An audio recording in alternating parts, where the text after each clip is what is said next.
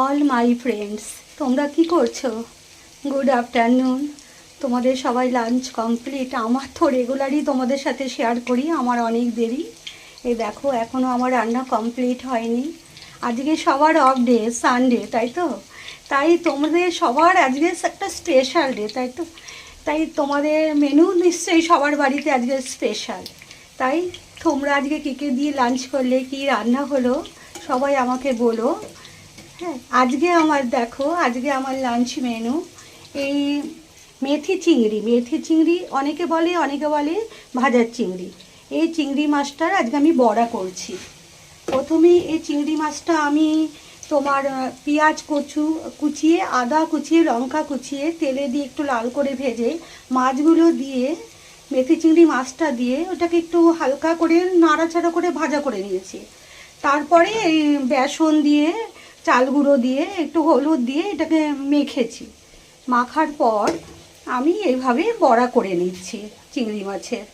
চিংড়ি মাছ মনে হয় এই মাছটা শীতকালেতেই ওঠে, খেতেও খুব ভালো লাগে। তোমরা কে কী পছন্দ করো এই মাছটা আমাকে বলো।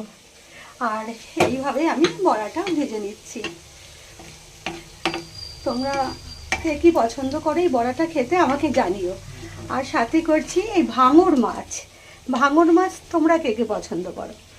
ভাঙর মাছ আমি খেতে প্রচণ্ডই ভালোবাসি, কেন ওই মাছটাতে একদম কাটা নেই, খেতেও সুবিধে আর খেতেও টেস্ট। শীতকালে প্রচণ্ড ভালো লাগে এই ভাঙর মাছ। এই ভাঙর মাছটা আমি প্রথমে তেলে কালো জিরে দিয়েছি আর পেঁয়াজ ফোড়ন দিয়েছি। কালো জিরে পেঁয়াজ ফোড়ন দিয়ে একটু ভাজা করে নিয়েছি।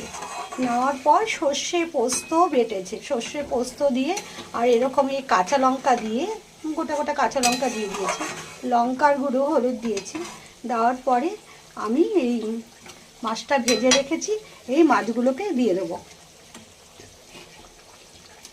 এই মাছগুলোকে দিয়ে দিলাম। তারপরে আমি মাছগুলো দিয়ে কিছুটা ফুটিয়ে, একটু খুব একটা ঝোল করলে এই মাছটা ভালো লাগে না, একটু মাখো মাখো ঝোল করব। সাথে ধনে পাতা দিয়ে দিলাম, একটু ধনে পাতা দিলে পরে ভালো লাগবে খেতে মাছটা। দিয়ে আমি ঠিক এরকম করে মাছটা রান্না করলাম। তা তোমরা ভাঙর মাছ কীভাবে রান্না করো আমাকে বলো।